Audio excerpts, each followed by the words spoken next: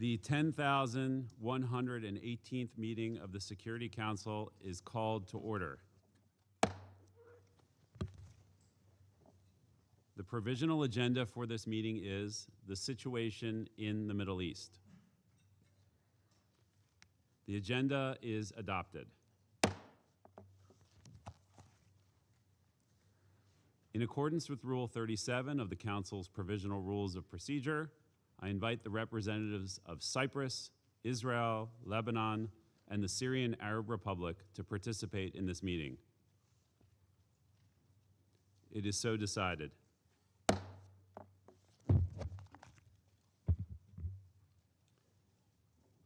In accordance with Rule 39 of the Council's Provisional Rules of Procedure, I invite the following briefers to participate in this meeting.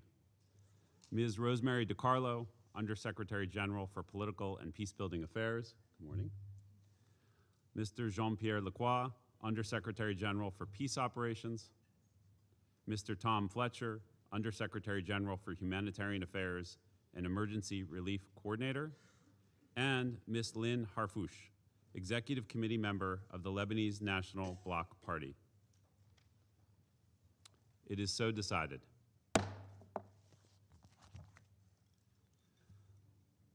The Security Council will now begin its consideration of item 2 of the agenda. I now give the floor to Ms. Rosemary DiCarlo. Thank you. Good morning. Mr. President, amid an already devastating escalation in the Middle East, the decision by Hezbollah to attack Israel on 2 March has again drawn Lebanon into a conflict it neither sought nor can afford. In violation of Security Council Resolution 1701, Hezbollah has since fired hundreds of projectiles, including rockets, missiles, and drones, from Lebanon into Israel and the occupied Syrian Golan. It has also warned those living south of the Blue Line to evacuate. Israel, in turn, has carried out extensive strikes in southern Beirut, across southern Lebanon, and in the Bekaa and Baalbek regions. These operations have reportedly killed over 570 people and left over 1,400 injured, according to the Lebanese government. Israel has also issued evacuation notices for these areas, triggering the displacement of over 500,000 people and creating yet another acute humanitarian emergency. Undersecretary General Tom Fletcher will brief you in more detail in this regard. The renewed violence across the Blue Line has largely erased the progress achieved in recent months to consolidate the cessation of hostilities. It also jeopardizes Lebanon's tradition of coexistence as fear and uncertainty heighten their intercommunal tensions. As the Secretary General previously reported, although the cessation of hostilities reached in November 2024 did not completely end the preceding violence, it brought substantial respite. Following the cessation of hostilities, the state of Lebanon also took historic and courageous steps to fulfill its obligations under Resolutions 1701 and 1559. In August, the government tasked the Lebanese Armed Forces with developing a plan to establish exclusive state control over weapons. And in January, the Lebanese Armed Forces announced that they had assumed operational control over the South Litani sector. Furthermore, civilian representatives from both parties participated in 2 meetings of the cessation of hostilities mechanism in December, a modest but meaningful step toward dialogue. Nevertheless, significant challenges persisted. Hezbollah refused to cooperate with the government's efforts to extend state authority throughout Lebanon and establish a monopoly over the possession and use of arms.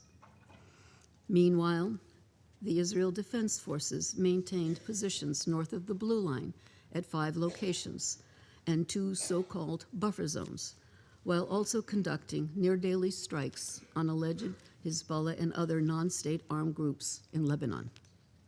Still, The progress achieved since November 2024 underscores the fact that security and stability for the people of Lebanon and Israel are attainable.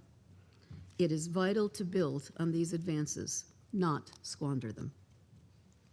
It was therefore encouraging that on 9 March, President Aoun affirmed Lebanon's readiness to engage in direct negotiations with Israel under international auspices, with the aim of achieving a complete truce. He also proposed that the Lebanese armed forces, upon receiving urgent logistical support, would immediately take control of areas of tensions, confiscating all weapons and dismantling Hezbollah infrastructure. Prime Minister Salam has likewise reiterated Lebanon's commitment to achieving a state monopoly on arms. On 2 March, in condemning Hezbollah's actions, he affirmed the government's complete rejection of any military activity outside the scope of legitimate state institutions and reaffirmed the state's full authority over war and peace decisions. In a landmark statement, he announced the cabinet's decision prohibiting Hezbollah's military and security activities and mandating the immediate handover of weapons, tasking the Lebanese state security forces with the enforcement of this decision. These declarations have been accompanied by concrete measures. The Lebanese army has reported the detention of approximately 26 Lebanese nationals, including Hezbollah members, and 1 Palestinian, all for the illegal possession of weapons and ammunition. Judicial rulings have been passed down against some of the Hezbollah members arrested.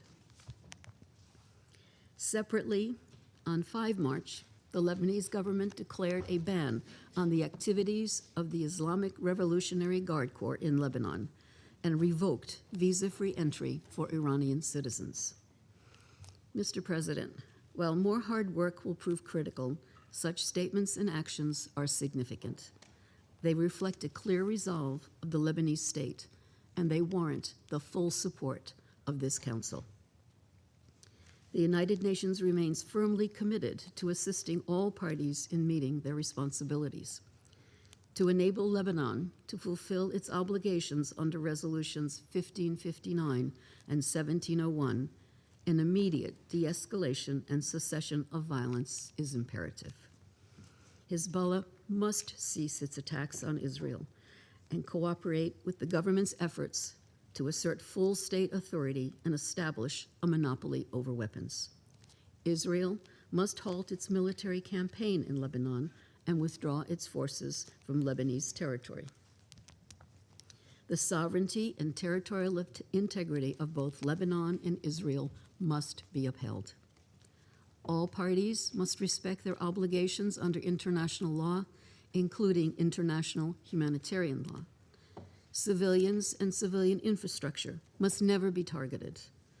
United Nations personnel must be protected. And the international community must scale up its support to the Lebanese state security services, particularly the Lebanese armed forces, to ensure they have the capacity and resources they critically require. The Secretary General continues to engage with member states to press for an end to this conflict. The Special Coordinator for Lebanon has been in contact with all relevant actors, including through a visit to Israel earlier this week, to advocate urgently for de-escalation and dialogue. As Undersecretary General Lacroix will report, UNIFIL peacekeepers remain in position along the Blue Line, often at great risk. To prevent further loss of life and to create the space for meaningful political engagement, violence must stop. Only then can the parties resume the difficult but indispensable work of building a stable and secure future for both Lebanon and Israel. We will continue to work closely with all concerned to restore calm and protect civilians. Our objective is straightforward: a return to a situation in which commitments under Resolutions 1559 and 1701 can be pursued in a credible and sustainable manner. This is a moment that requires restraint, responsibility, and a willingness to prioritize the well-being of the populations who bear the brunt of these hostilities. The United Nations stands ready to assist, but the decisions that shape the coming days must be guided by a collective recognition that further escalation benefits no one. Thank you, Mr. President. I thank Ms. DiCarlo for her briefing. I now give the floor to Mr. Jean-Pierre Lacroix. Thank you very much, Mr. President, members of the Security Council. As you just heard from Under-Secretary General DiCarlo, the fragile situation that prevails since November 2024 has given way to a significant and dangerous escalation of hostilities. We are gravely concerned that there will be a further worsening of the situation in Lebanon and in the region. In this dangerous and precarious environment, UNIFIL remains on the ground, implementing its mandate as far as the security circumstances allow. Since the 2nd of March, when Hezbollah claimed responsibility for an attack on Israel, the group has carried out daily strikes across the Blue Line, including with rockets, missiles, and drones at targets in Israel and the occupied Syrian Golan. Many rockets have been launched from south of the Litani River, which demonstrates the presence of unauthorized armed personnel, assets, and weapons south of the Litani River, in clear violation of Resolution 1701. The Israel Defense Forces have issued displacement orders for the entire UNIFIL area of operations and intensified daily strikes, impacting multiple locations in the UNIFIL area of operations, also in violation of Resolution 1701. Since the 1st of March, UNIFIL has reported some 4,120 trajectories, including 2,733 from south to north of the Blue Line and 323 air attacks by the Israel Defense Forces. In the same period, UNIFIL has recorded 1,387 trajectories from north to south. Notably, each trajectory may represent multiple projectiles, and UNIFIL cannot detect some projectiles, such as those fired by portable anti-tank launchers or light weapons. On the 9th of March alone, UNIFIL recorded 159 air violations, the highest number observed in a 24-hour period since the resumption of hostilities. The Israel Defense Forces have also reinforced the 5 positions at which they have maintained a presence north of the Blue Line. UNIFIL has observed incursion by the Israeli Defense Forces units into Lebanon at several locations, including through Yarun in Sector West and Hula, Khiam, and Markaba in Sector East.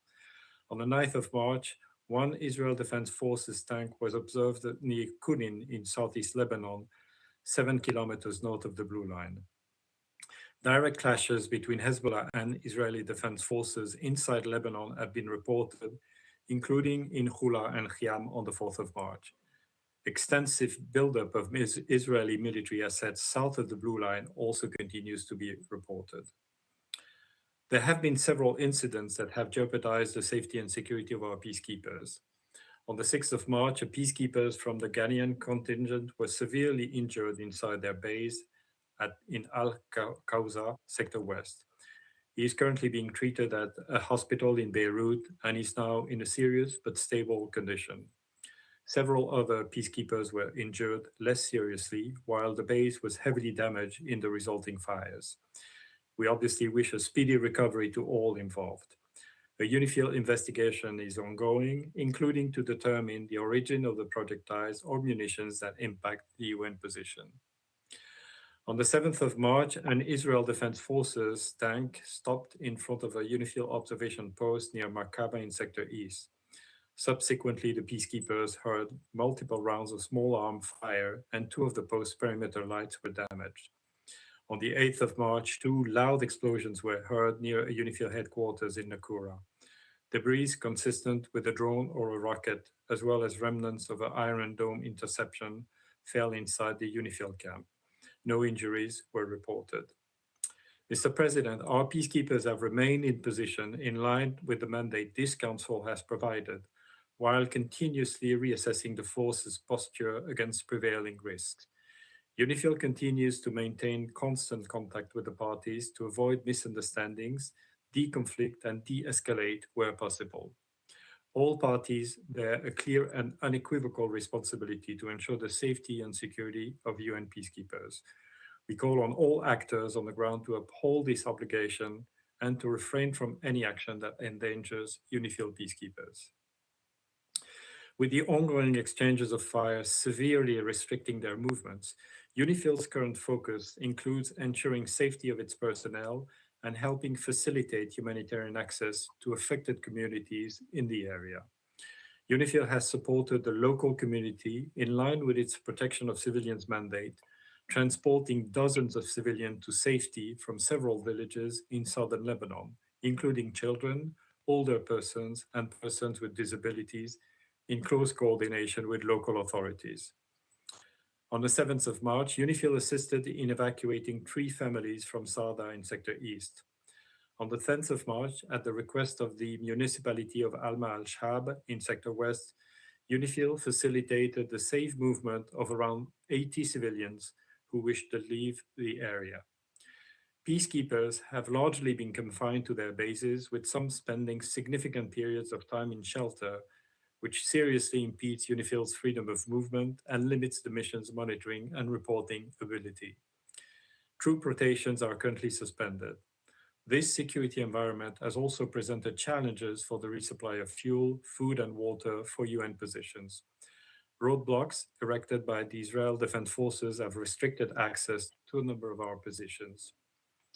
The UNIFIL head of mission and force commander, General Abanyara, is coordinating closely with the Special Coordinator for Lebanon, who is the designated official for security for all United Nations personnel in Lebanon.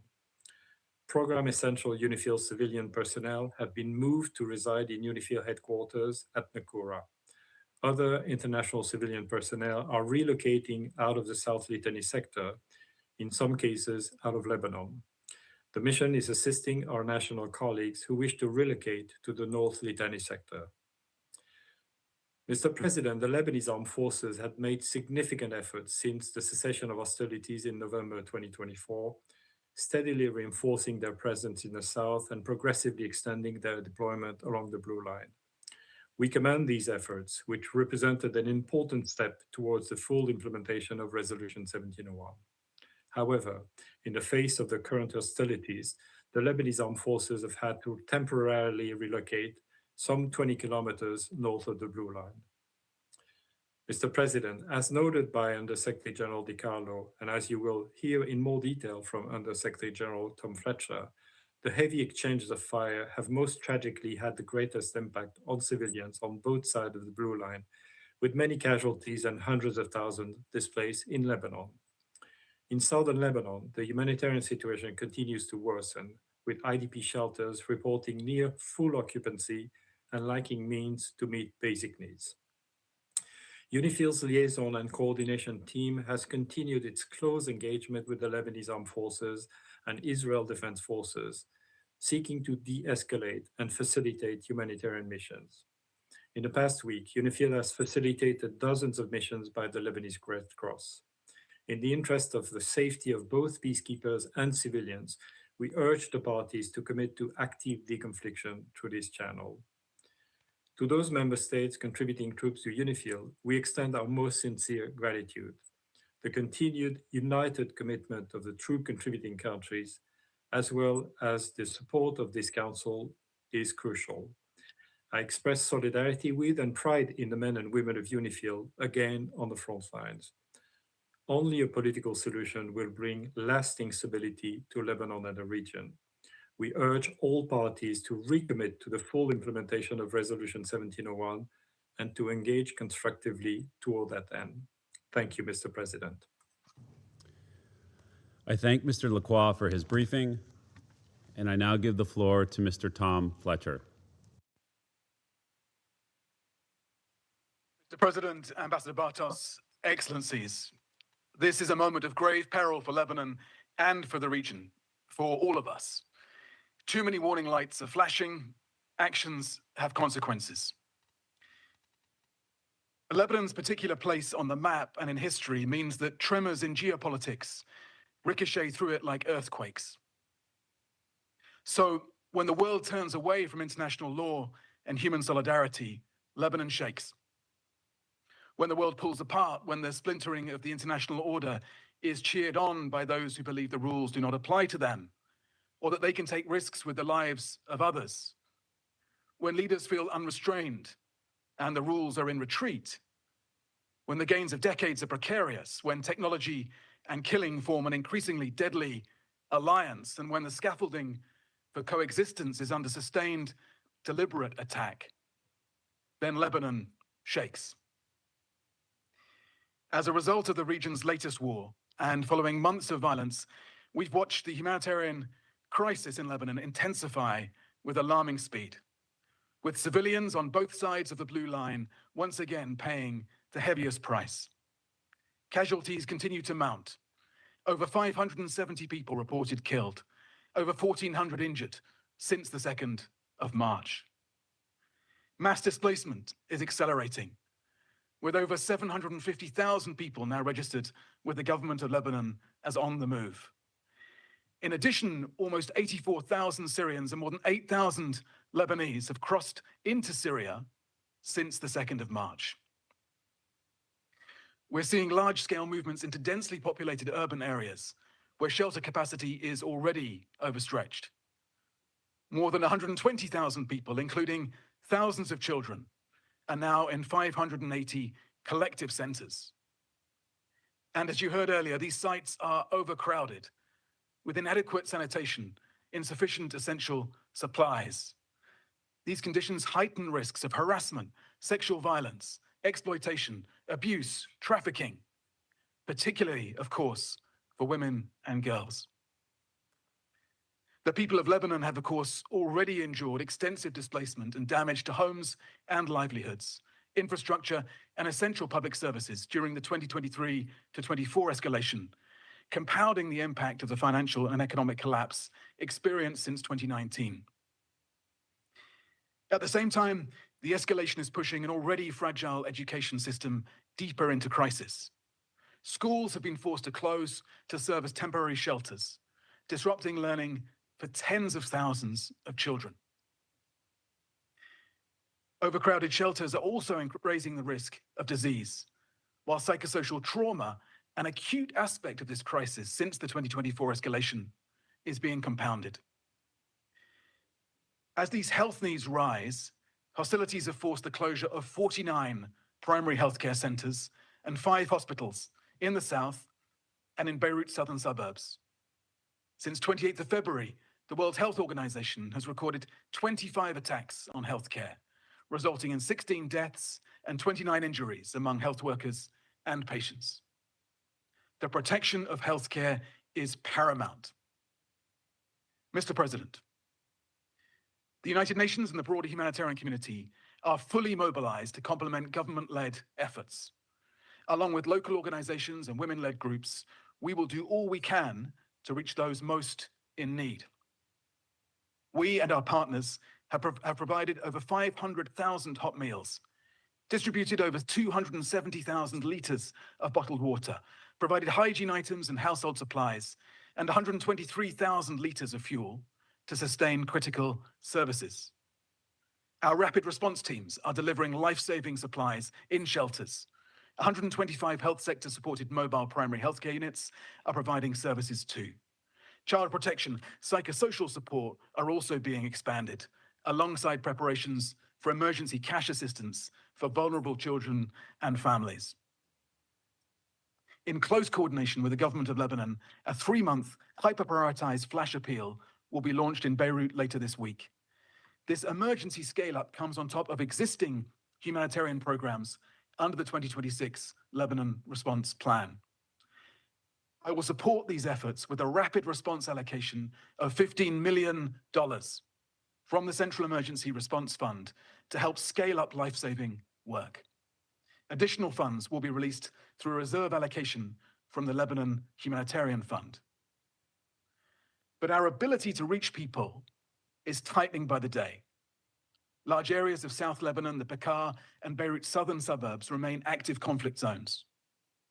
Debris and unexploded ordnance are blocking roads to affected villages, and key transport routes, including those linking the Bekaa, have been repeatedly disrupted.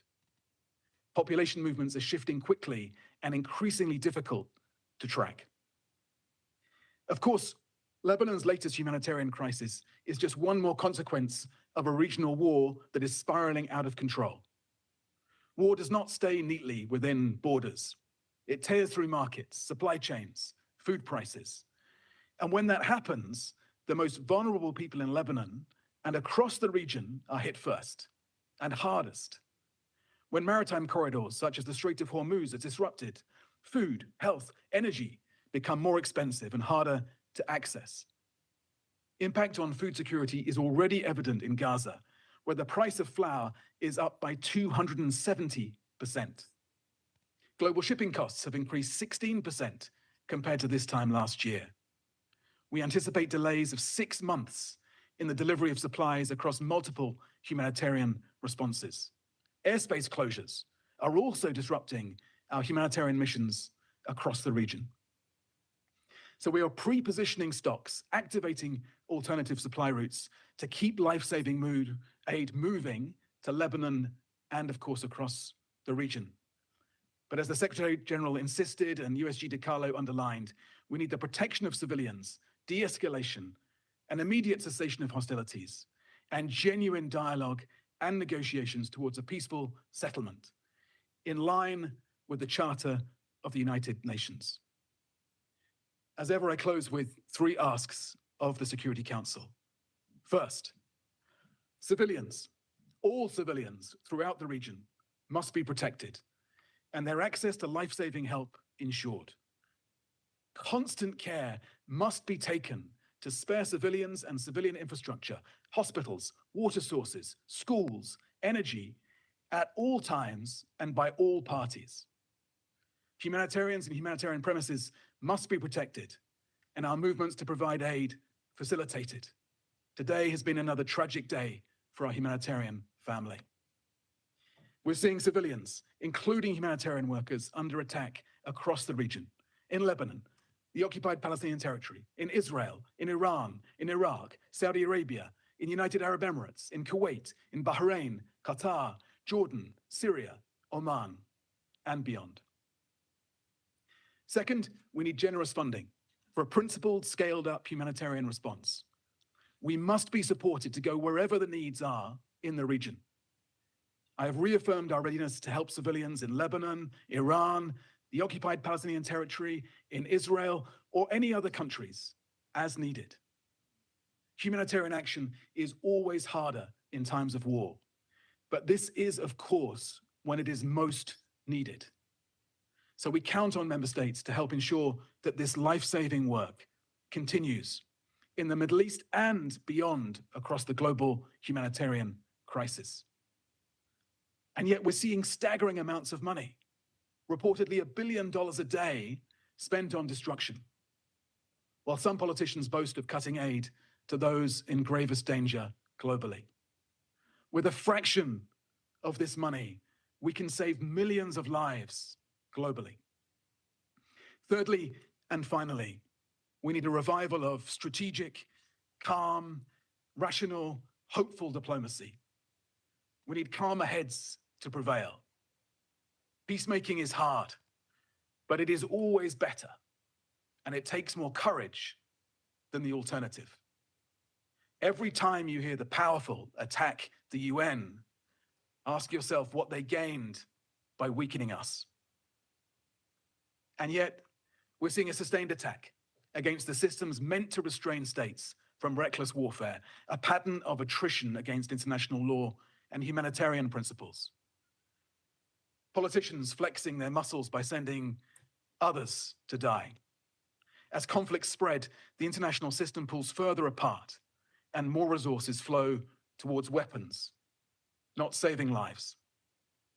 So a simple test for your actions. If your opponent were doing this to you, what would you say? Let's have the courage to recommit instead to lasting peace sustained stability, dependable governance, and international law. Mr. President, Excellencies, Lebanon is exhausted by other people's wars. It is not asking for help, but for oxygen. Its people can defy the history, the geography, even the politics. They can be stronger than the forces pulling them apart. But they can only do that if Iran and Israel stop fighting their wars in Lebanon. Thank you, Mr. President. I thank Mr. Fletcher for his briefing, and I now give the floor to Ms. Lynn Harfouche. Mr. President, members of the Security Council, thank you for the opportunity to address you today. My name is Lynn Harfouche. I am a Lebanese political activist from the city of Baalbek. I grew up in the Bekaa and spent much of my life in Beirut's southern suburbs. Today, like many families, mine too is displaced. In the early hours of last Monday morning, while Lebanese families slept in their homes, Hezbollah once again dragged our country into a war the Lebanese people did not choose. This decision was not taken by the state. It was imposed by a militia that answers to interests beyond the Lebanese borders. For many Lebanese, this is a tragic cycle we know too well.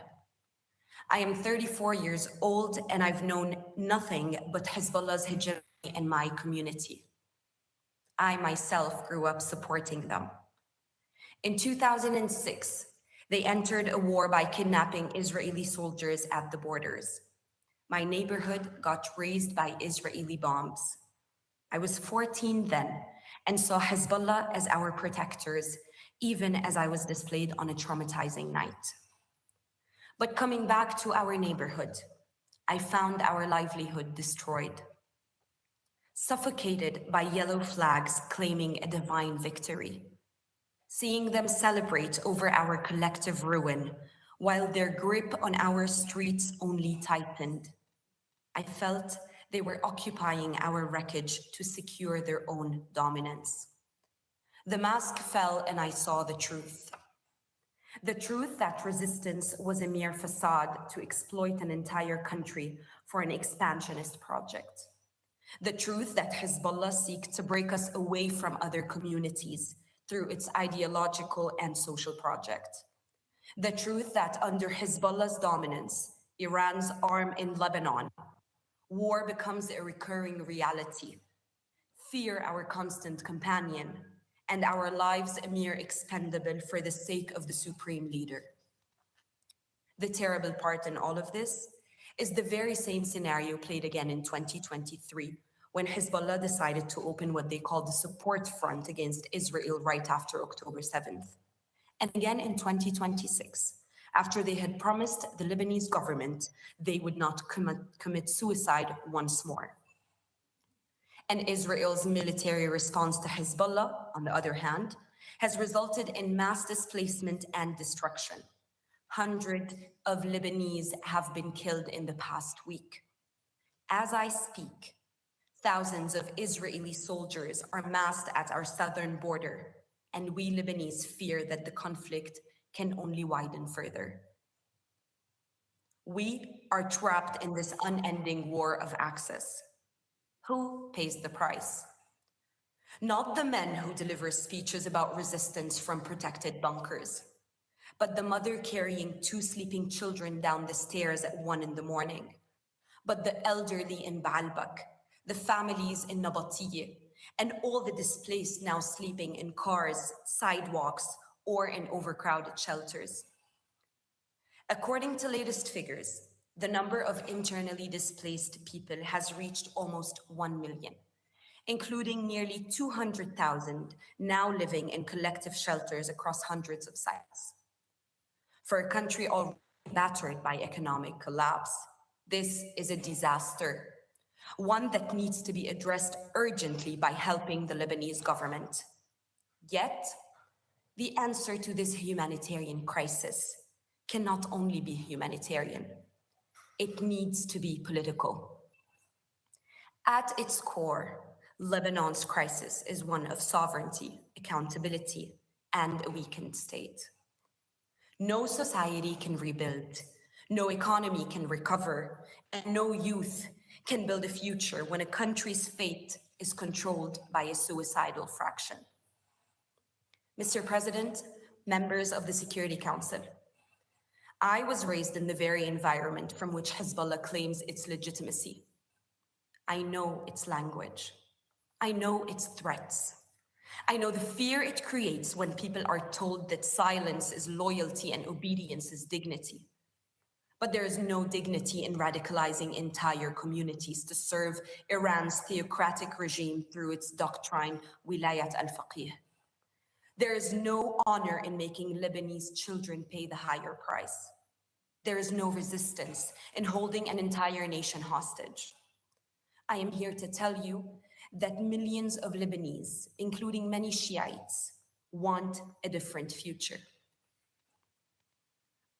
I also speak to you today as a mother of 2 boys, Hadi, who is 11, and Ray, who is years old. On the night the Israeli bombing intensified, Ray woke up trembling in the middle of the night and asked me a question that many children are asking. Mom, why do we keep going to wars when more people will die? Why can't we live in peace? I did not have an easy answer, but I will tell you this. Governments that normalized Hezbollah were all accomplices in where we are today. For years, the world looked the other way, privileging their dealing with Iran. For years, they treated an illegal non-state actor as a political reality, to be managed rather than a violation to be ended. For years, the world asked us to tolerate intolerance. Simultaneously, the Lebanese feel helpless and alone in the face of Israel's aggression. Dismissing international law, the global community has validated the rule of the strongest. This double standard has turned Lebanon into a graveyard for the very principles this council was built to uphold. We were told that accepting this parallel reality was the price of stability. But look at where that fragile stability has led us and the whole region. Today, I speak in the name of most Lebanese when I say, we don't want this stability. We want a solution. What is common sense and minimum norms of living in your countries are still a matter of discussion and disagreements in mine. Although for decades, the international community has outlined the framework needed to address this problem. Security Council resolutions 1559 and 1701 clearly affirm that there must be no weapons outside the authority of the Lebanese state, and that armed militias must be disarmed. These resolutions are not abstract principles. They are the internationally recognized roadmap for restoring stability and state authority in Lebanon. But they failed, and they failed because of the recklessness of some and the false promises of others. Today, the Lebanese government has begun to take important steps in this direction. Decisions have been made to outlaw unauthorized military and security activities of Hezbollah. Today, there is a growing recognition within the Lebanese institutions to reclaim the monopoly of arms and with it, national decision-making. At the center of this effort stands the Lebanese armed forces. The Lebanese armed forces are the sole legitimate defender of the country. Their success is not only a Lebanese priority.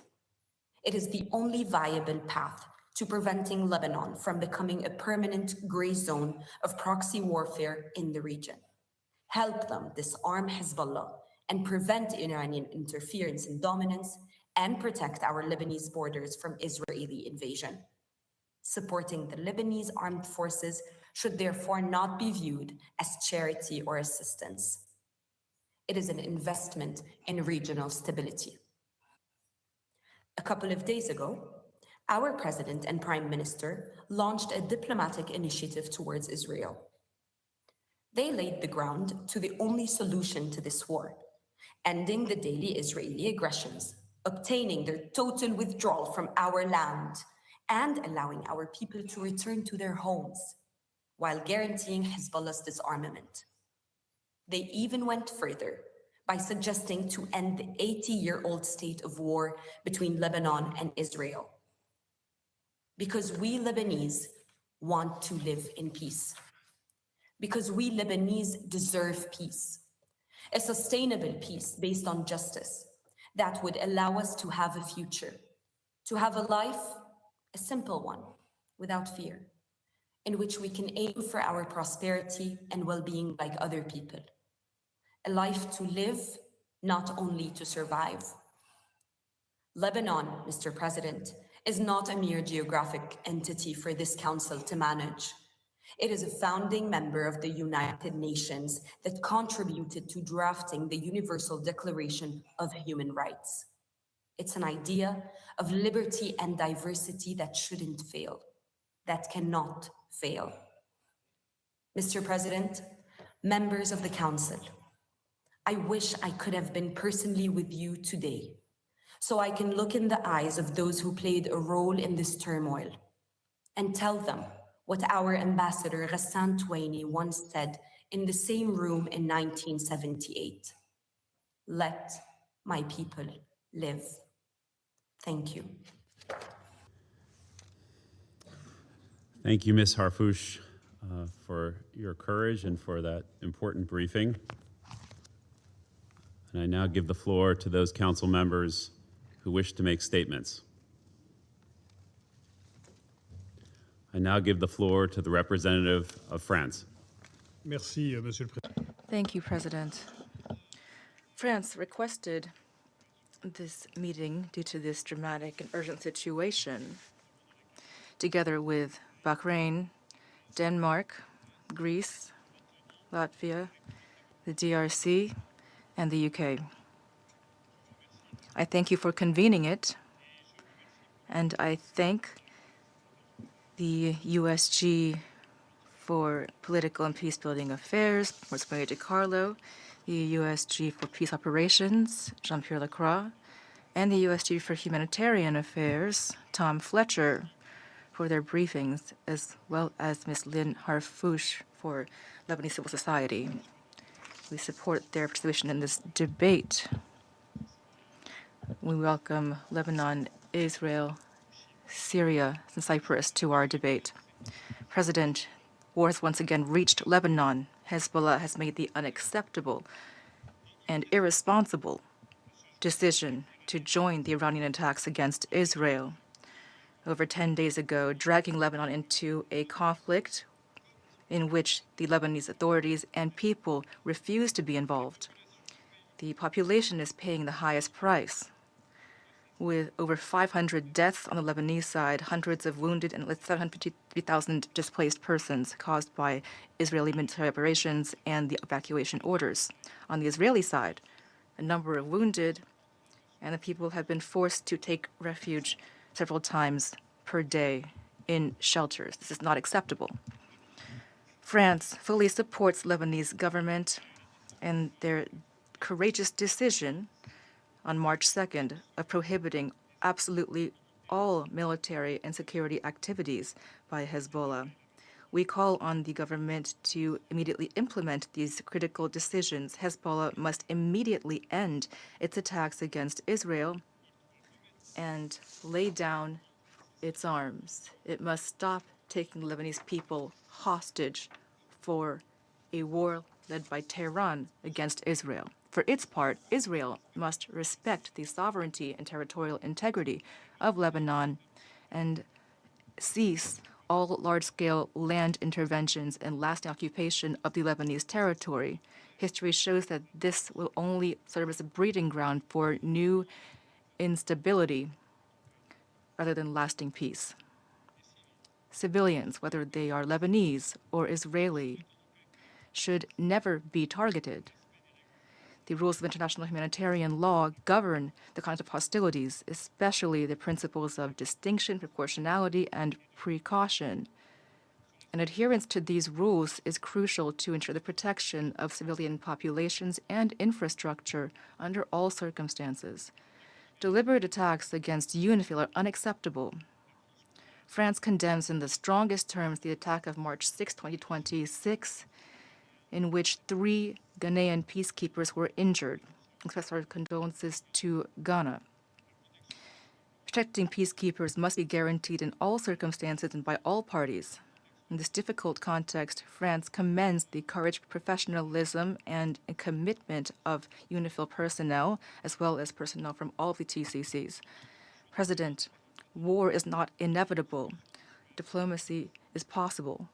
We continue our exchanges, including through the President of the Republic, with Lebanese authorities and Israeli authorities to arrive at de-escalation.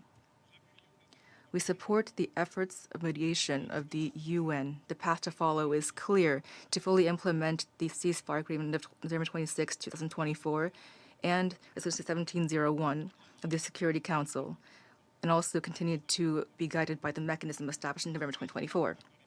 This has been supported by the parties and will allow us to stabilize the situation throughout the Blue Line, provide security guarantees to both countries, and restore the territorial integrity of Lebanon. In this vein, we support the proposal of President Aoun to relaunch direct negotiations between Lebanon and Israel. At the same time, we must collectively aid the Lebanese people, to whom we express our full solidarity.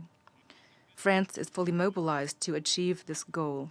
We have already provided emergency aid of 6 million euros to humanitarian organizations that are present on site, including the High Commissioner for Refugees, and we support the UN's humanitarian commitment. France will allow the delivery of several dozen tons of humanitarian cargo very soon, including medicines. In addition, France is financing the implementation of projects on the ground to meet the essential needs of the populations that have been displaced. These projects are part of the efforts of the Lebanese government to respond to the crisis.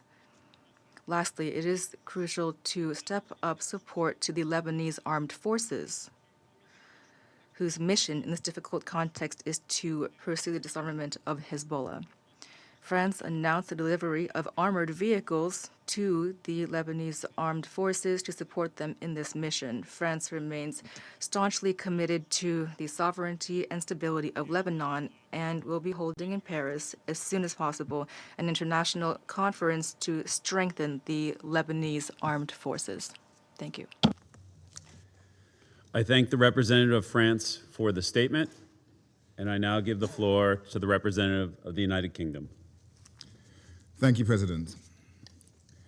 I thank Under-Secretary Generals De Carlo, Lacroix, and Fletcher for briefing us today, as well as Ms. Harfouche for your powerful testimony. I also welcome the participation of the permanent representatives of Lebanon and other countries of the region in our meeting. President, the United Kingdom joined the call for this meeting alongside European and other partners to address the serious escalation of violence across the Blue Line and in Lebanon. We strongly condemn Lebanese Hezbollah's ongoing attacks against Israel and the region, which must cease. These actions, on behalf of the Iranian regime, have cost lives and have once again drawn Lebanese civilians into a conflict they do not want. As we heard from the briefers today, the escalating violence has already had a devastating impact on civilians on both sides of the Blue Line. We do not want to see a widening conflict in Lebanon. We are concerned by the civilian impact of Israeli military action in Lebanon, including large-scale displacement. Access to essential and life-saving medical services is also becoming much more difficult, as we heard, with 5 hospitals reportedly closed due to the fighting. We call upon Israel to uphold its obligations under international law, including with regard to protection of civilians and civilian infrastructure. The United Kingdom is working closely with the Lebanese government and humanitarian partners to support those affected by the current escalation. President, the United Kingdom expresses its strong support to UNIFIL and urges respect for the mission's freedom of movement as it implements its mandate. We are deeply concerned by the 6 March strike on UNIFIL, which seriously injured several Ghanaian peacekeepers. I take this opportunity to express our hopes for their swift and full recovery from their injuries. We once again underscore that attacks on peacekeepers are completely unacceptable, and we urge all parties to ensure the safety and security of UNIFIL personnel in accordance with international law. In closing, the United Kingdom welcomes President Aoun's call for direct negotiations between the governments of Israel and Lebanon. We encourage both governments to engage diplomatically and work towards de-escalation and full implementation of Resolution 1701. We also commend the decision by the Lebanese government to ban all Hezbollah's military activities. We continue to support the Lebanese armed forces as the sole legitimate armed force in Lebanon. Expansion of the conflict across the Blue Line is in no one's interest and risks further destabilizing Lebanon and exacerbating the regional crisis. We are committed to playing a full diplomatic role in efforts to secure lasting peace and security for the people of Lebanon and the people of Israel. I thank you. I thank the representative of the United Kingdom for the statement, and I now give the floor to the representative of Denmark. Thank you, Mr. President. And let me also thank the three Undersecretary Generals for their sobering updates and Ms. Hafouche for important messages. Mr. President, the situation in the Middle East is extremely fragile. At this time of heightened tension, any escalation carries serious risk for regional peace and security. That is why Denmark was part of the call for this emergency meeting, together with France, Greece, Latvia, and the United Kingdom. Our message today is simple. There is an urgent need to de-escalate and to resume the cessation of hostilities agreement. Hezbollah's action risks dragging Lebanon into a broader regional war against the will and interest of the Lebanese government and the Lebanese people. We strongly condemn Hezbollah's decision to attack Israel and their support for Iran, and we call for all those attacks to cease immediately. On its part, Israel must exercise the right to self-defense in accordance with international law and abstain from further escalating the situation. We urge Israel to withdraw its forces from occupied areas in Lebanon in line with the November 2024 cessation of hostilities agreement. We call for respect for Lebanese sovereignty, territorial integrity, and independence in line with Resolution 1701. This will also allow for a gradual establishment and control by the Lebanese armed forces in southern Lebanon, paving the way for the exclusive state control with arms in the country. As a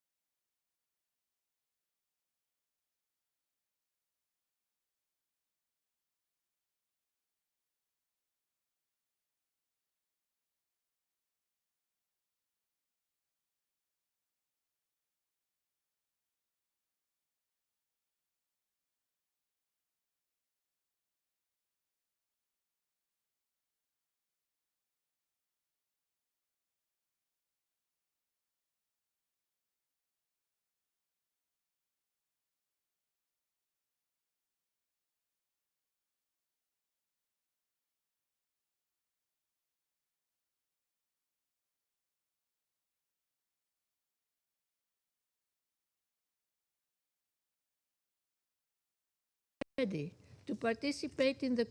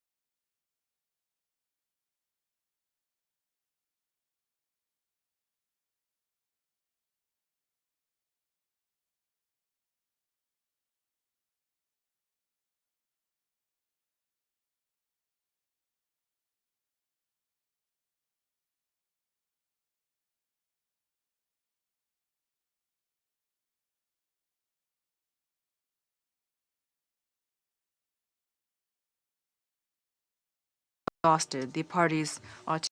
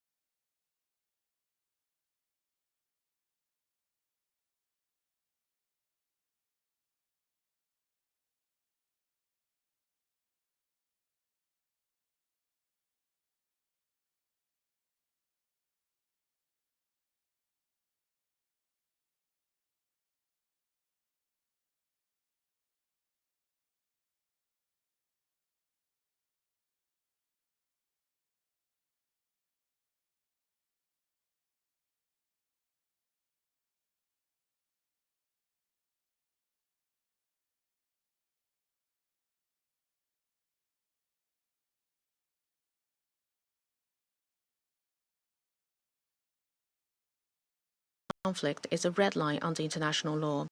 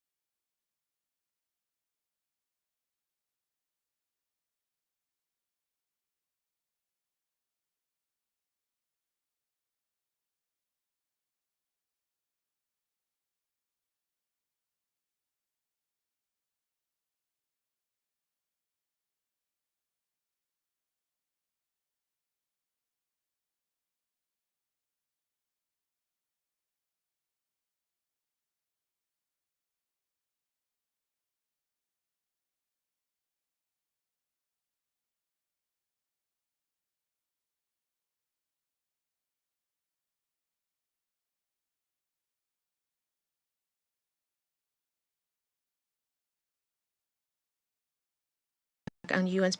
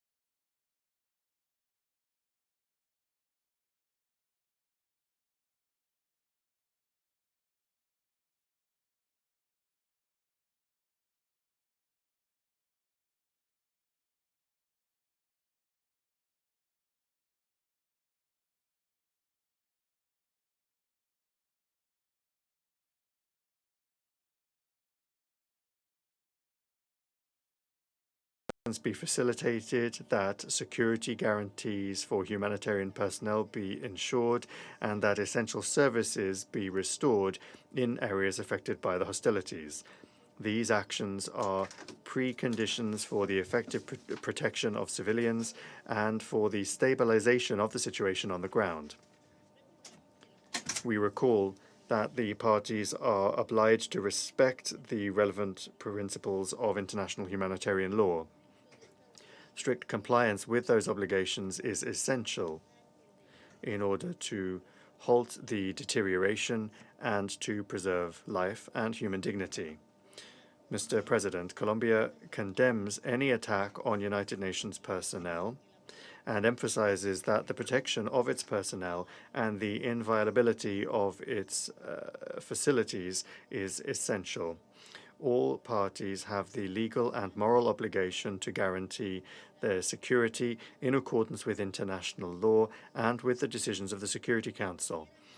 Any threat or attack undermines the UN's ability to maintain international peace and security, as well as to verify incidents and to provide humanitarian assistance. We wish to condemn the attack that took place on the 6th of March, and we express our solidarity with the members of the mission that were affected.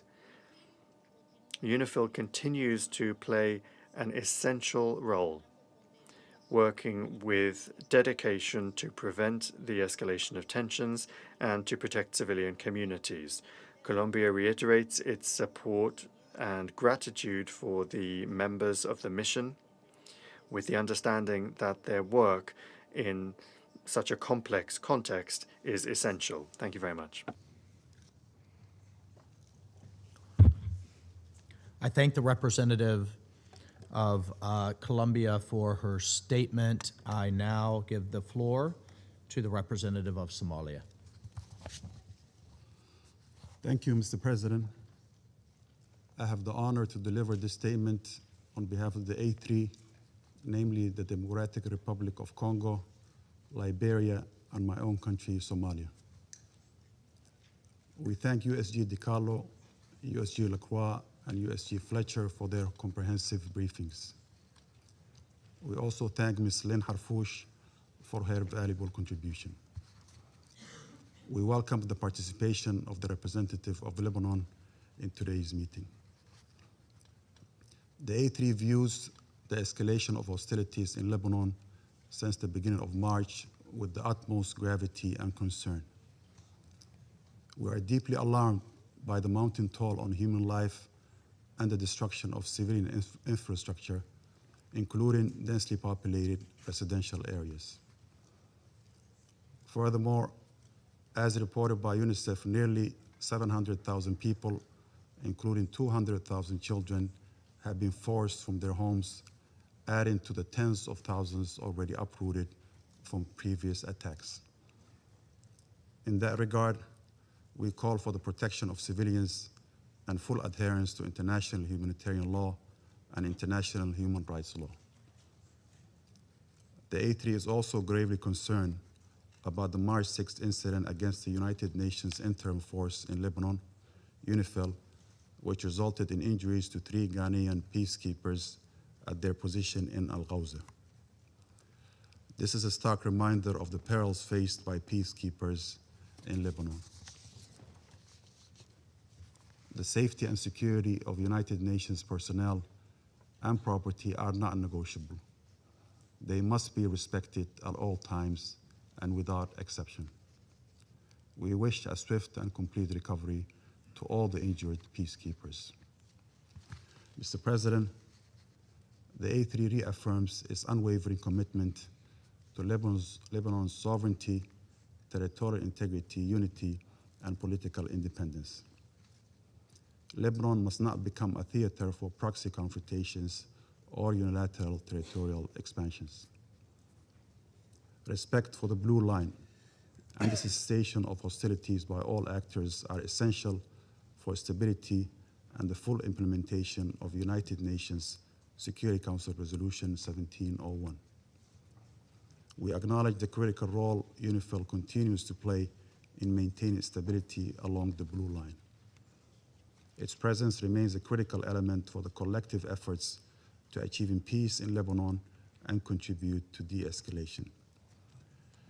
At the same time, the A3 underscores the importance of enhancing the capacity of the Lebanese armed forces to assume full responsibility for the defense of Lebanese territory. We urge the international community to intensify its support, including equipment, materials, and financial assistance to ensure their effective and sustainable deployment south of the Litani River. To conclude, Mr. President, the A3 calls for an immediate cessation of hostilities and an urgent return to the parameters of the 2024 ceasefire agreement.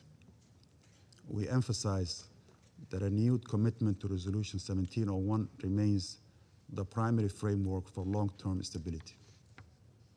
It's imperative that all parties prioritize dialogue and diplomacy over kinetic action to prevent a full-scale regional conflagration.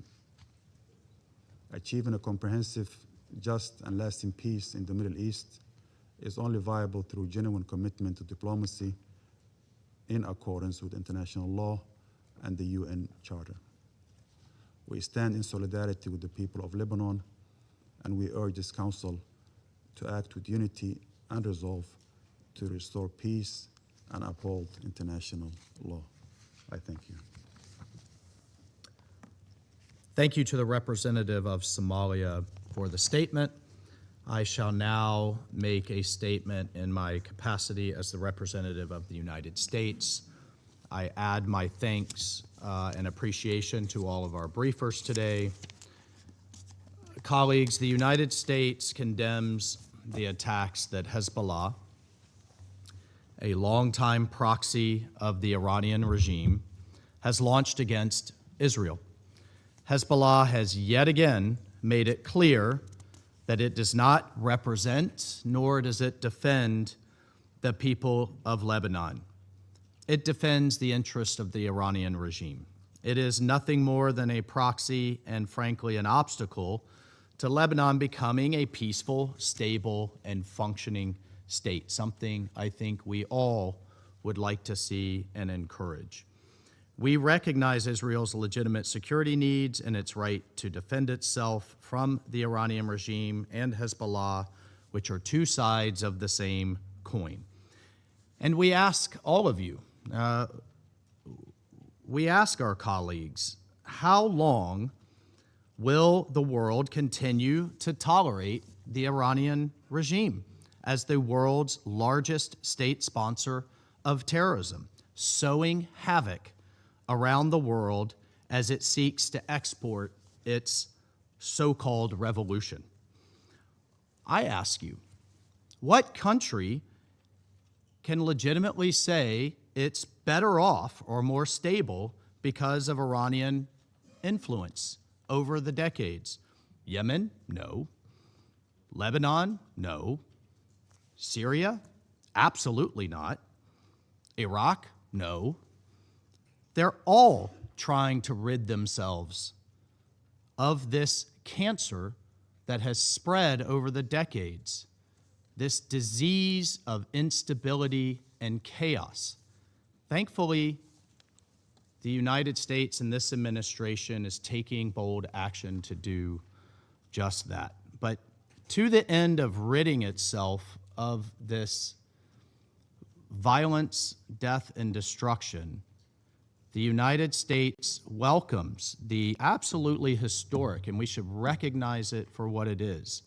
We welcome the March 2nd decision of the Lebanese Council of Ministers to immediately prohibit Hezbollah's military and security activities.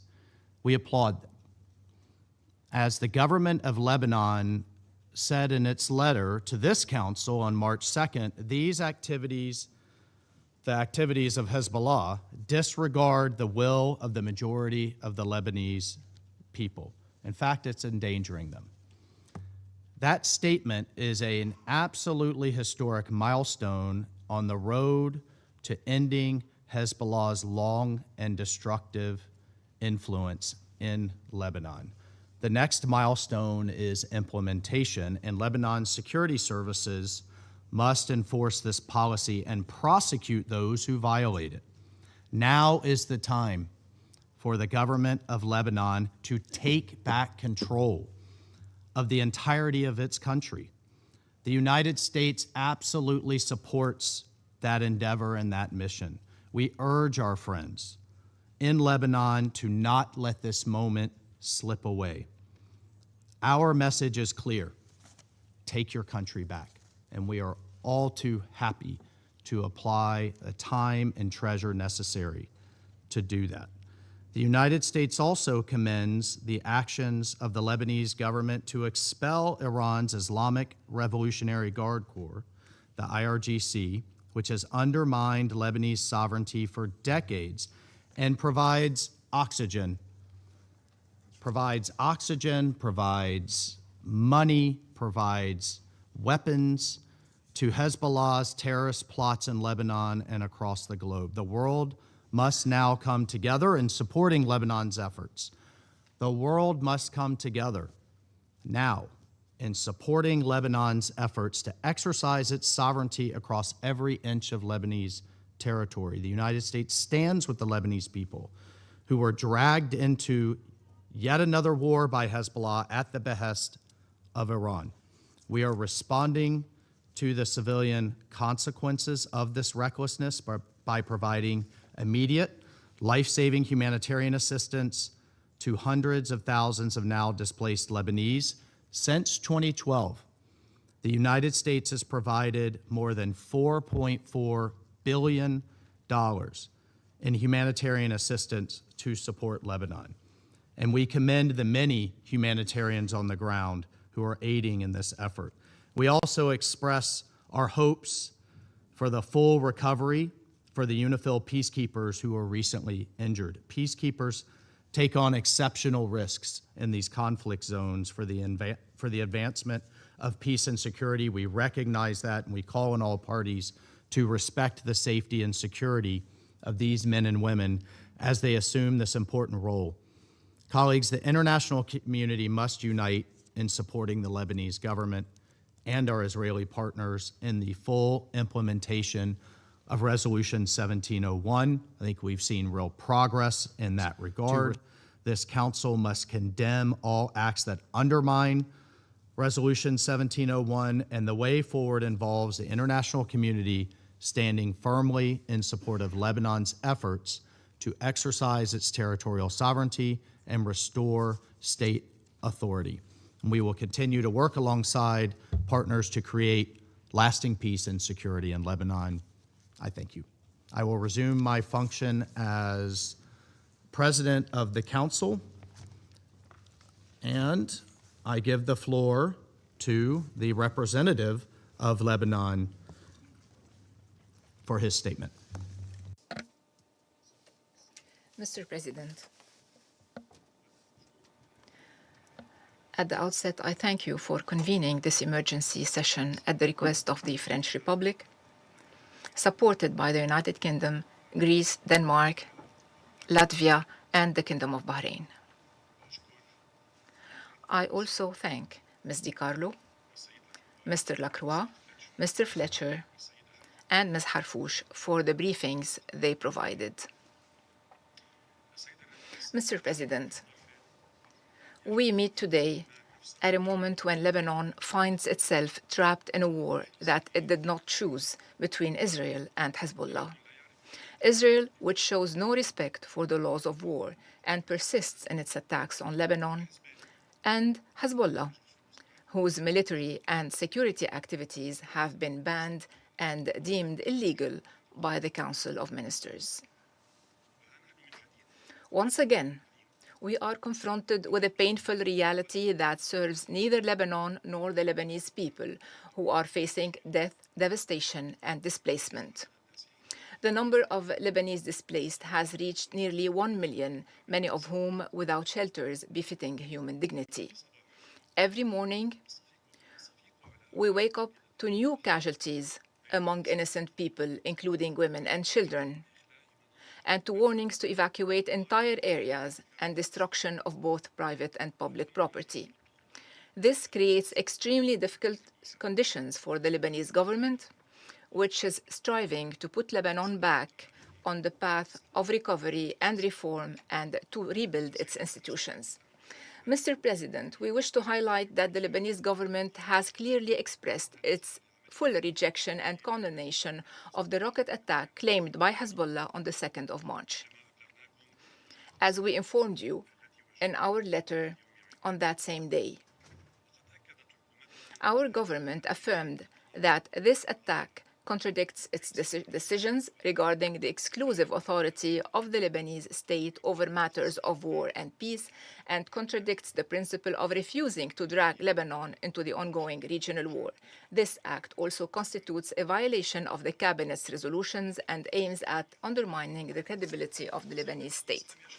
Mr. President, in our modern history, no Lebanese government has demonstrated this level of courage and determination to reclaim the state authority, to restrict weapons to legitimate state institutions, and to extend the state's control exclusively through its own forces over all Lebanese territory in implementation of the Ta'if Agreement, which stipulated the dissolution of all Lebanese and non-Lebanese militias and the handover of their weapons to the Lebanese state, and to extend the state authority over all its territories, and in implementation of relevant international resolutions, including 1701, and an implementation of the government's ministerial declaration and related decisions, particularly the decision adopted on the 5th of August 2025.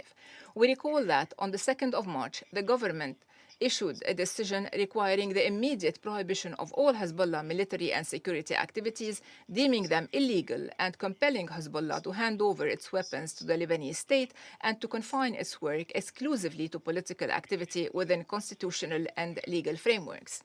On the 5th of March, the Lebanese government adopted an additional decision tasking the security institutions with verifying the presence of members of the Iranian Revolutionary Guard in Lebanon and deporting them immediately upon identification. Another decision was issued requiring prior authorization for issuing entry visas to Iranian nationals seeking to visit Lebanon. Mr. President, we will not accept a return to the past. The Lebanese people do not want war, and the Lebanese government is moving forward in implementing its decisions and will not backtrack. However, our priority today is to stop this war, to protect our country and ensure the security and safety of our people. It is our right to live in peace and security in our homeland and our region. To this end, the Lebanese government has expressed its readiness to enter into negotiations with Israel under international auspices with civilian participation to settle all outstanding issues. The President of the Republic called on the international community 2 days ago to support him and to implement the initiative he announced, consisting of the following: establishing a full truce, including a complete halt to all Israeli ground, naval, and air attacks on Lebanon. Second, expediting the provision of essential logistical support to the Lebanese armed forces. And third, enabling the Lebanese armed forces to take control of areas of tension, confiscate all weapons found there, and seize Hezbollah's arms and depots and warehouses in accordance with the available information. Fourth, simultaneously, Lebanon and Israel would begin direct negotiations under international auspices to implement all of the above. Mr. President, in support of the Lebanese government's efforts, this esteemed council is called upon to compel Israel to implement Resolution 1701, to respect the cessation of hostilities, to withdraw fully to internationally recognized borders, to end its repeated violations and its threats to Lebanon's territorial integrity and political independence within its internationally recognized borders. We reaffirm Lebanon's attachment to the follow-up mechanism established under the Cessation of Hostilities Declaration pursuant to Resolution 2790. We also reiterate Lebanon's commitment to the truce agreement signed with Israel on the 3rd of March 1949, which is in the interest of both parties. Mr. President, we must also reiterate our condemnation of Iran's deliberate and unjustified attacks targeting the Gulf Cooperation Council states, the Hashemite Kingdom of Jordan, Iraq, and Syria. We express our full solidarity with these countries. We also condemn the attacks targeting Turkey, Azerbaijan, and Cyprus. We strongly denounce these reprehensible acts, which Lebanon rejects unequivocally and without reservation. We also condemn the attacks against the UNIFIL from any source. We renew our gratitude to the UNIFIL, to the troop-contributing countries, and to all personnel serving within this force, especially those who lost their lives in Lebanon in service of international peace and security. We strongly condemn the targeting of the Ghanaian battalion headquarters and express full solidarity with Ghana and UNIFIL's command, wishing the injured a swift recovery. Finally, Mr. President, Lebanon is facing an extremely dangerous moment and a true humanitarian catastrophe. While we work tirelessly to alleviate the suffering of our people and meet their basic humanitarian needs, any support or assistance to help ease the burden of this crisis is welcome and greatly appreciated. We reiterate once again that Lebanon will not accept to be turned into an arena for settling scores. We will continue striving to lead our nation out of this ordeal stronger and more resilient. Thank you, President. I thank the representative of Lebanon for the statement. I now give the floor to the representative of Israel. Thank you, Mr. President. First, I would like to congratulate the United States for taking the presidency for the month of March, and I also would like to thank the briefers. Mr. President, since the 2nd of March, Hezbollah has launched wave after wave of attacks against Israel. More than 880 rockets and missiles, more than 60 UAVs, more than 15 anti-tank guided missiles. Hezbollah itself has been clear about why, and I quote, to avenge the death of Ayatollah Khamenei, not to defend Lebanon, not to protect Lebanese citizens, but to serve the agenda of the Iranian regime. Just days ago, they vowed to fight to the last breath. As we sit here today, Israeli families are running to bomb shelters as Hezbollah launches new attacks toward our communities. That is the reality we face. That is why Israel is now operating in Lebanon, to stop this threat. Mr. President, to understand where we are today, we must look at what has happened since October 7th. For years, Hezbollah grew into one of the most powerful non-state armed organizations in the world. It began way back in the 80s, when Lebanon was in the middle of a civil war. But over time, it became something more dangerous, a proxy army built by Iran, funded by Iran, trained by Iran, armed by Iran.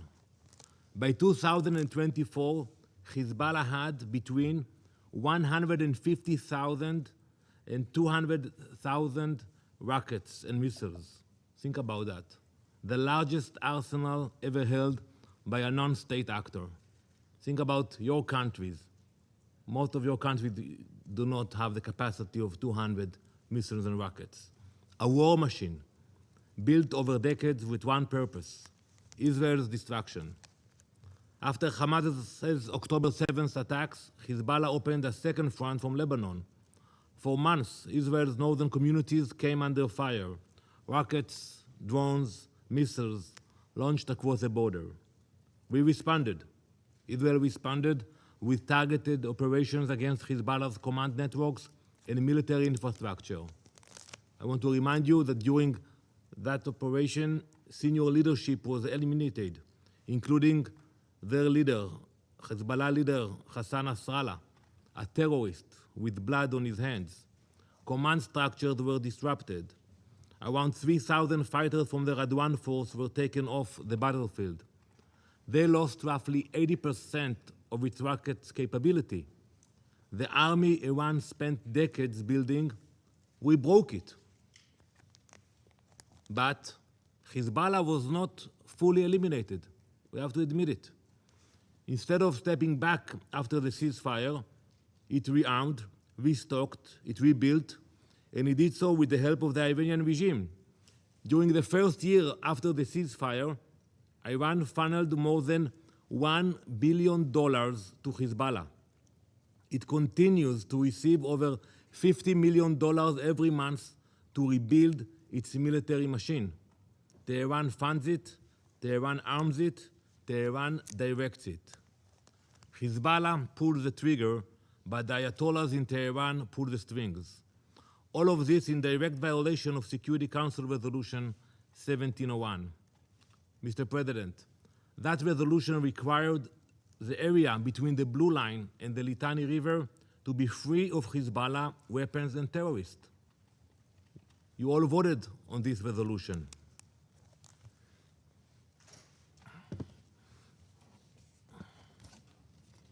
I want to show you this map, which shows launch sites used by Hezbollah to fire rockets, missiles, and drones toward Israel. You know, look where they are. All those dots are south of the Litani River. Hezbollah should not be there. And from these locations, on the first day of these attacks, Hezbollah launched missiles toward Israel. You know, one of the villages here, the village of Bargoz, small village. We have the intel about it. When they send a missile from those areas, southern of the Litani, it takes 30 seconds for the missile to land in Israel, in the northern part of Israel. 30 seconds. Imagine for a minute that you are driving with your family in your car, and you hear the sirens, and you have 30 seconds. You have to stop the car, you have to look for a shelter, and you have to decide which child you take first to the shelter if you cannot carry all of them. 30 seconds, that's what it takes. Mr. President, since the ceasefire came into effect, Israel has submitted 929 enforcement requests asking the Lebanese armed forces to dismantle Hezbollah infrastructure, launch sites, weapons depots, underground bunkers.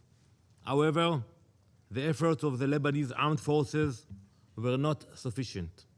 Sites that were identified were not dismantled. Sometimes they came there, they took the pictures, and that was it. And today Hezbollah continues to fire rockets at Israel from those same areas. Last August, the Lebanese government instructed its military to prepare a plan to disarm armed militias in the country. We welcomed that decision. It was a momentous step. We also commend the recent statements of Prime Minister Salam declaring Hezbollah's current military activity against Israel illegal. Those are the right words, but the reality on the ground tells a different story.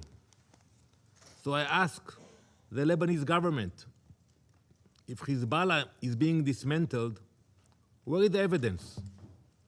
Where are the operations against their launch sites? Where are the seizures of their weapons? Where is your military?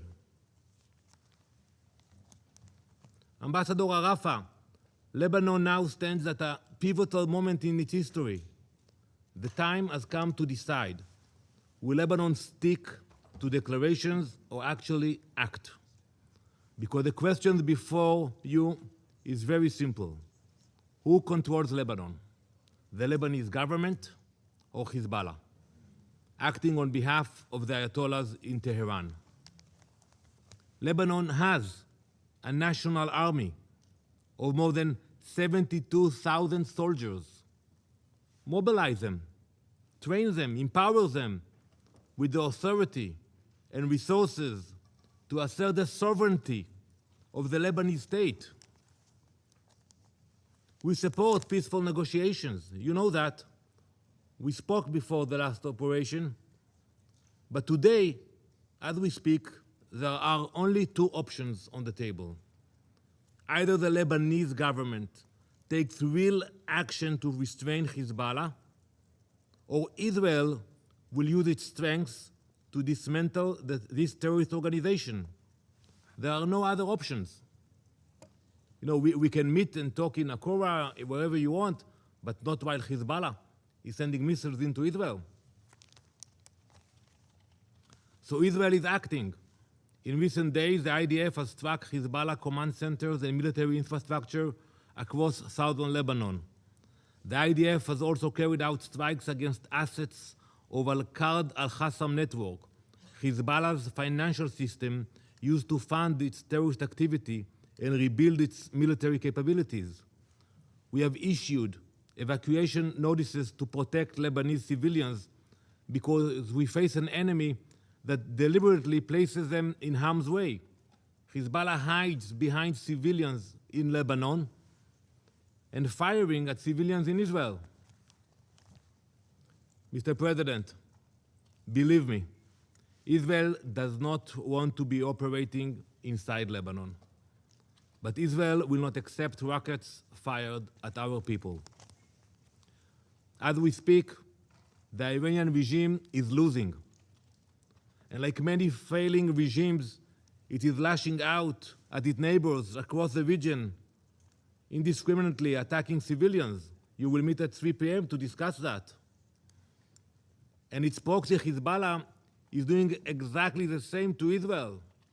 Many countries in our region have drawn the right conclusion.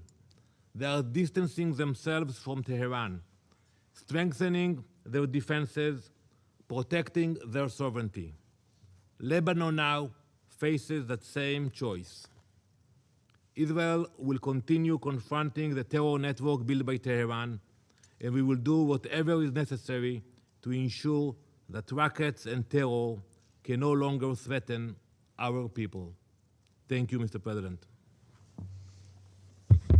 I thank the representative for Israel for the statement. I now give the floor to the representative of the Syrian Arab Republic. Thank you, Mr. President. I thank you for holding this important meeting. We also thank the Permanent Mission of France for its request to hold this emergency meeting alongside other countries. I would also like to thank briefers. The Syrian Arab Republic is concerned by the dangerous escalation in the region with its grave political, security, and economic repercussions, including on the brotherly country of Lebanon, its people, and its infrastructure. Syria reaffirms its support to the safety and security of Lebanon. We denounce the escalation and the bombing of Lebanon, as it will hinder the role of the Lebanese state to implement its functions and responsibilities, including its efforts to disarm Hezbollah. We also warn of the repercussions of the current conflict, which, if it continues, could expand in a way that contradicts the interest of Lebanon and the region, especially as this conflict coincides with repeated Israeli violations of Syria's sovereignty through aerial violations and ground incursion into Syria's territory and the occupation of new territory since the 8th of December 2024.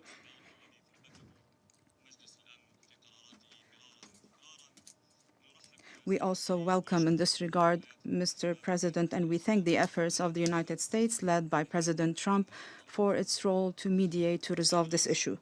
Mr. President, Syria rejects the policies of displacing civilians under the threat of bombing and destruction, as this has grave humanitarian repercussions on Lebanon and Syria, and they will be difficult to contain. Moreover, Syria welcomes the decision of the Lebanese government to reject any military or security activities from Lebanon outside the legal state's institutions. This same decision bans Hezbollah's security and military activities and compels Hezbollah to hand over its weapons to the Lebanese state in order to consecrate the state's monopoly on weapons and strengthen its sovereignty over its territory. Mr. President, since the fall of the former regime and to this day, Syria and Lebanon have adopted a new approach in their bilateral relations based on mutual respect and common interest. As a result, a number of official visits between the two countries were held to discuss political and technical issues. His Excellency, Syrian President Ahmed al-Shara, yesterday made a phone call with His Excellency, Lebanese President Joseph Aoun, to discuss the current regional developments and their repercussions on the security and stability of the region. Both sides stressed the importance of maintaining the security and safety of both countries. President al-Shara expressed his support to the efforts of President Aoun to disarm Hezbollah and to spare the region the repercussions of the current conflict. Both sides reaffirmed the importance of coordination and cooperation between Syria and Lebanon to maintain the security and safety of both countries and their people, and to prevent any attempts to sow discord and destabilize the region. President al-Shara expressed his support to serious steps taken by the governments of Iraq and Lebanon to protect their countries and prevent any descent towards the conflict. We are convinced that Syria is affected by the direct and dangerous repercussions of this escalation. We believe that Syria's stability is a cornerstone for the stability of the Levant and the region. Therefore, we strengthened our defense forces along the borders with Lebanon and Iraq as a precautionary measure to prevent any spillover of this conflict to Syria's territory and to confront and combat cross-border organizations to prevent them from using Syria's territory to implement their foreign agendas in a way that runs counter with the interest of the Syrian people and the people of neighboring countries. Mr. President, Syria condemns in the strongest terms all forms of the ongoing Iranian attacks against the security and stability of the Arab Gulf countries and Jordan and Iraq. We stand in full solidarity with these countries that are subjected to these wanton attacks by Iran. We call for respecting their sovereignty and territorial integrity. My country also denounces all Iranian statements and procedures on the closure of the Strait of Hormuz, as this jeopardizes the freedom of navigation and international trade, in addition to the energy supplies that impact most countries of the world. Syria calls for de-escalation and for supporting the diplomatic track, as this current escalation is an existential threat for the entire region. It jeopardizes the global economic stability. Syria reaffirms its full and continued support to all efforts to strengthening stability in the region, to give precedence to dialogue and peaceful settlement to resolve the issues of the region and guarantee security and stability for all countries in the region. We also call on the Security Council to compel Israel to end its attacks against Lebanon and the Lebanese people. We reaffirm the unity and territorial integrity of Lebanon. We reaffirm the important role of the Lebanese armed forces as the guarantor of the security and stability of Lebanon. We also reaffirm the importance of preserving the safety of UNIFIL personnel in Lebanon and UNDOF in Syria. We denounce the attack against UNIFIL last Friday, which injured 3 peacekeepers. In conclusion, Mr. President, in solidarity with our brethren in the Arab Gulf countries and Jordan, Syria has co-sponsored the draft resolution before the Security Council tabled by the Kingdom of Bahrain on their behalf, which condemns the unjustified Iranian attacks and that calls for their end immediately. We call on all member states in your council to vote in favor of this resolution. I thank you. I thank the representative of Syria for the statement. I now give the floor to the representative of Cyprus. Thank you, Mr. President. Allow me first to congratulate you for the assumption of the presidency of this council and to thank the briefers for their updates. Madam President, Cyprus is a UN and EU member state most closely connected to the region, and Lebanon is not a distant issue for us. President Christodoulidis, also as Cyprus holds the rotating presidency of the Council of the European Union, has been in constant touch with President Aoun as regards the escalating situation. We call on all parties to exercise utmost restraint. Civilians must always be protected, and international humanitarian law must always be respected as well. We condemn the attacks carried out by Hezbollah against Israel following the former's decision to align with the Iranian attacks. At the same time, while Israel has the right to self-defense in line with international law, we are concerned about the intensification of military operations which have caused mass displacement. Cyprus is steadfast in its support for Lebanon's independence, sovereignty, and territorial integrity. We therefore welcome the recent decision of the Lebanese government to prohibit military and security activities and to disarm Hezbollah. We also welcome the public statements of the Lebanese Foreign Minister Raghi, who conveyed his strong condemnation of the reported drone attacks that may have originated from Lebanese territory towards the island of Cyprus. Strengthening state authority across the entire territory of Lebanon is essential. The monopoly on legitimate force must rest solely with the Lebanese armed forces. Cyprus has long supported the Lebanese armed forces and will continue to do so as a strategic priority. We will continue providing training and financial assistance, including through our participation in the Military Technical Committee for Lebanon. The full implementation of the United Nations Security Council Resolution 1701 remains essential for restoring stability along the Blue Line.